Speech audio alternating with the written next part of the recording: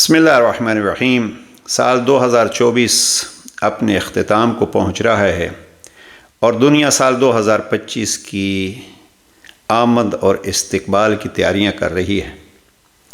خوش قسمت ہے وہ جو سال 2025 کی آمد کو اپنی زندگیوں کے لیے ایک فرصت سمجھتے ہیں، اور یہی ہے آج ہمارا سیشن۔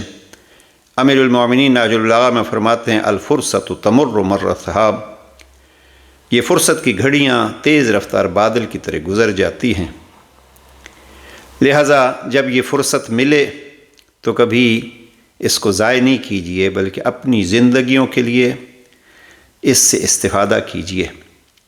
اب ہمیں 2025 میں کیا کرنا ہے؟ سب سے پہلا یہی کہ اس خالق کائنات نے جس نے ہمیں زندگی کا ایک اور سال عطا کیا ہے، کوشش یہ کریں کہ اس سال کو اس کی حکمرانی میں گزاریں اور اس کی مرضیوں کی خریداری کا سال بنائیں۔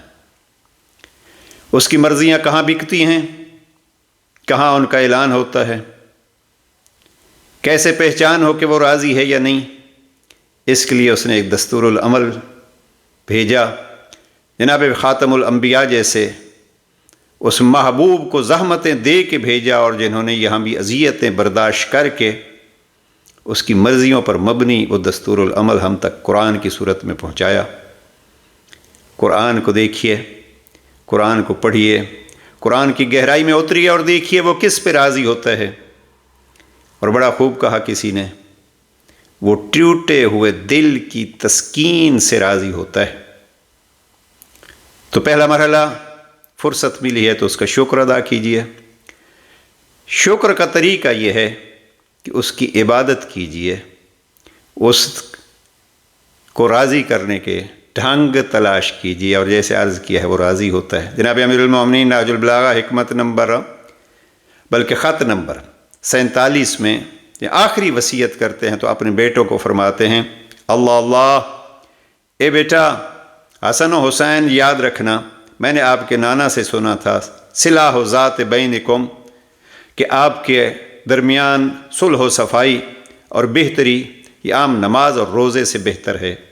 لہذا عزیزاً، تیسرا کام، یعنی پہلا کام ہے فرصت سے استفادہ کیجیے، دوسرا کام ہے فرصت ملنے پر رب کا شکریہ ادا کیجیے اور اس کی مرضیوں کی تلاش کیجیے، اور تیسری چیز ہے اپنی ذات کے اندر کی اصلاح کیجیے۔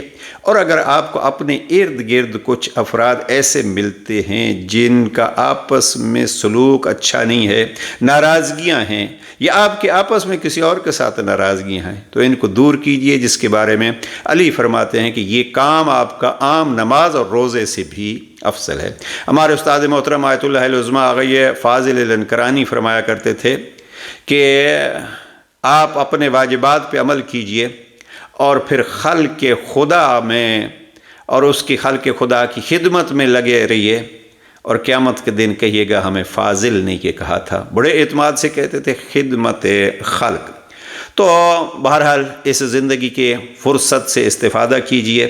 جناب امیر علیہ السلام نے حکمت نمبر 210 میں ارشاد فرمایا ہے کہ جب فرصت ملی ہے تو نیکیوں میں جلدی کیجئے۔ حقیقت میں قرآن مجید میں بہت ساری جگہوں پہ یہ ارشاد ہے فاستبقوا الخیرات، کہ اچھائیوں کی طرف مقابلہ کر کے اور تیزی سے بڑھیے۔ ہدف معین کیجیے اور ہدف کو معین کر کے پھر منظم انداز سے اس ہدف کی طرف بڑھتے رہیے، اور اس میں پھر علماء اخلاق کہتے ہیں کہ محاسبہ کرتے رہیے۔ جیسے ہر ہفتے ہم کسی بچے کو اگر قرآن پڑھانے بھی بھیجتے ہیں، الف با پڑھانے ABC، تو ہم دیکھتے ہیں کہ اس نے کتنے حروف یاد کیے ہیں، کتنے آیات یاد کی ہیں اور پڑھی ہیں۔ لہٰذا ہدف مقرر کیجئے اور اس ہدف کی طرف منظم انداز سے چلیے۔ اپنے لیے علمی طور پر کوشش کیجئے اور پہچانیے کہ ہم کہاں کھڑے ہیں 31 دسمبر 2024 کو، اور ہمیں اگلے سال کہاں پہنچنا ہے۔ ایک ہدف اپنی علمی معیار کو بڑھانے کا کیجئے۔ خدمت خلق کا عرض کر چکا ہوں، اور پھر آخری گفتگو وہ یہ ہے کہ شکر خدا کے طور پر دیکھیے میرے گزشتہ سال کے سجدوں میں، میری عبادت میں، اور اس سال کے عبادت میں کیا فرق پڑتا ہے۔